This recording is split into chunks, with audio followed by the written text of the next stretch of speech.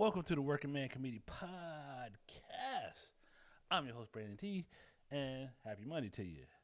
It is May the 8th, and last week lots happened in entertainment, so we're gonna talk about it. Working Man. There's a few things. Now we talk about sports. Let's talk about sports and entertainment. They kind of go hand in hand, but uh, this I think everybody know who this particular player is. We're gonna talk about, but especially Panthers fan. Cam Newton. Yep, first round overall pick. I can't remember what year.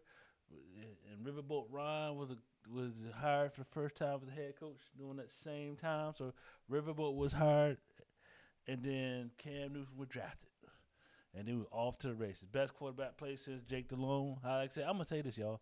Jake Delhomme was good.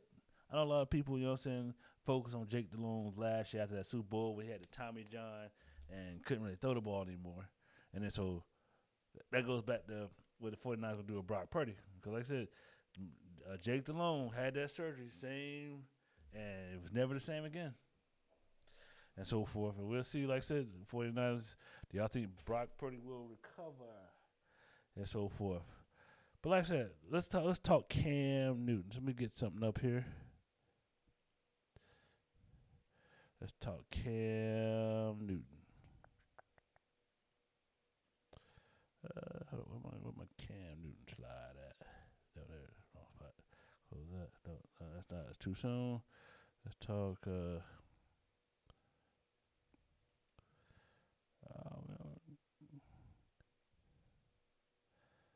Come on, Cam, where you at?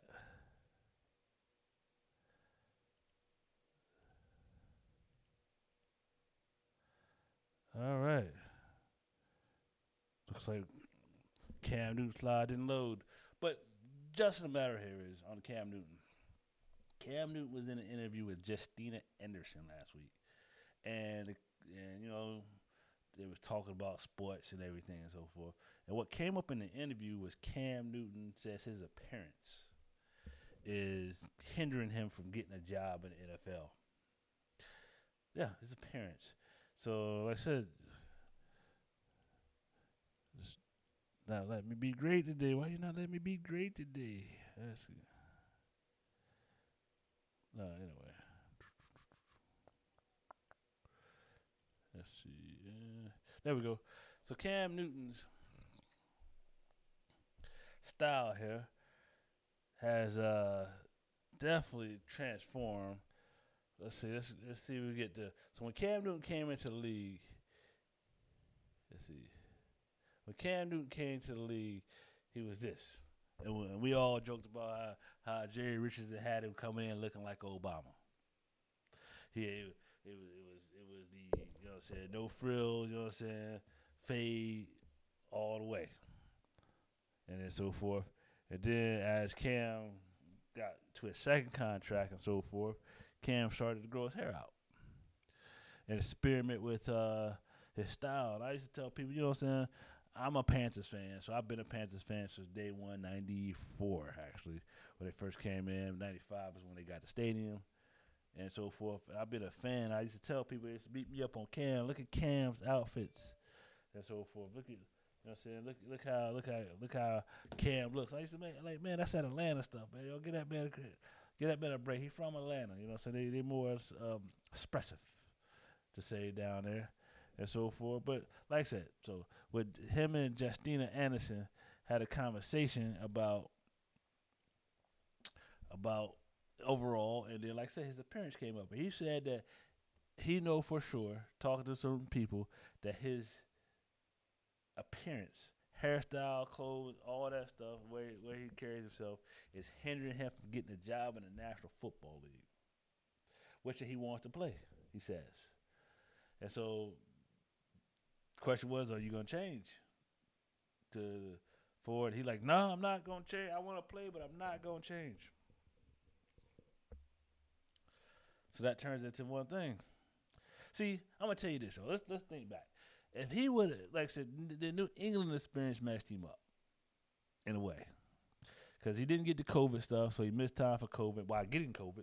and got the COVID. And then from his play before the COVID, he would look good.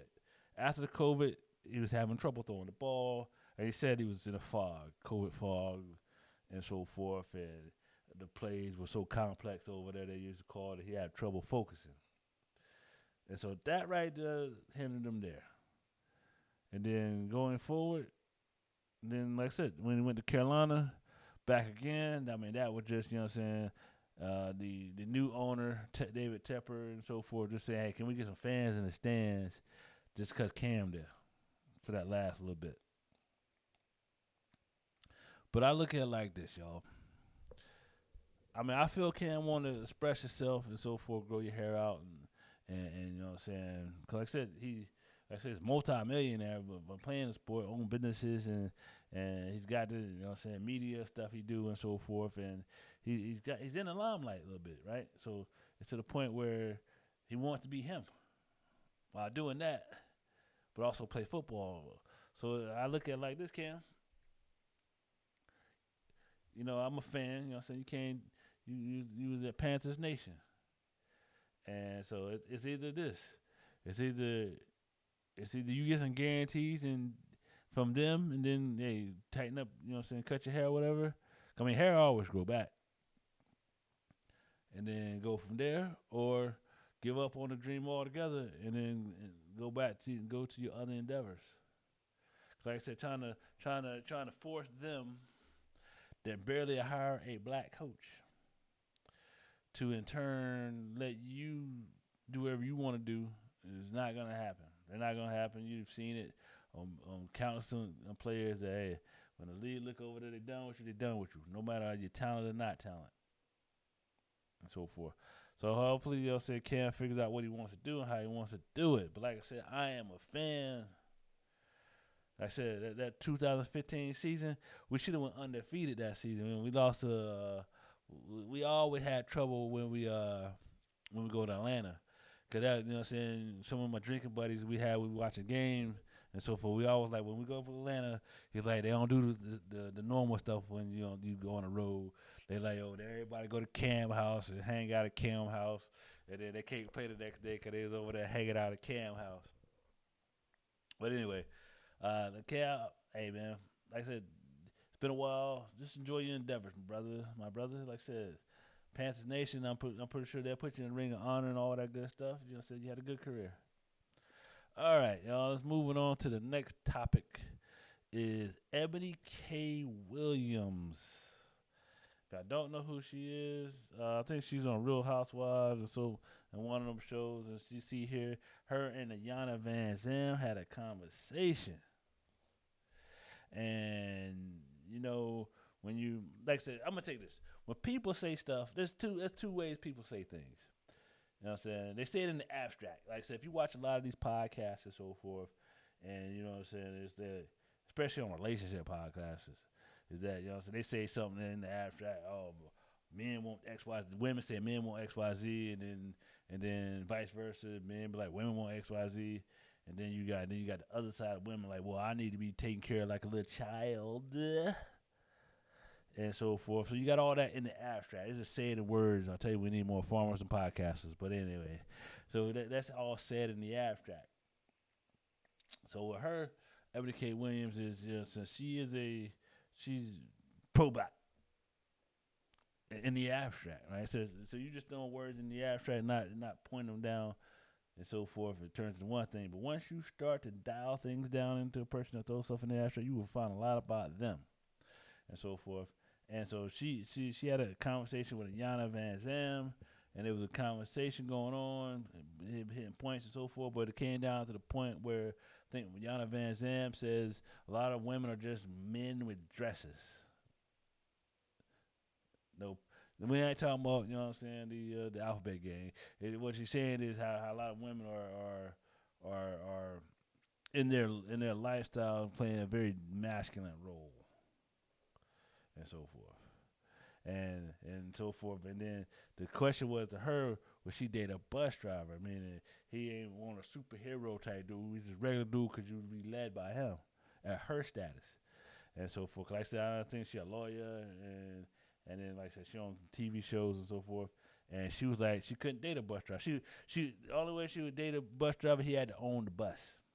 So she wouldn't necessarily date a bus driver or a person working a quote unquote, as she says, mediocre job. And then that got her a lot of backlash and flack. So she went on several different shows and tried to explain her situation and pretty much came down to lawyer style, kind of still said the same thing over but try to say it different ways.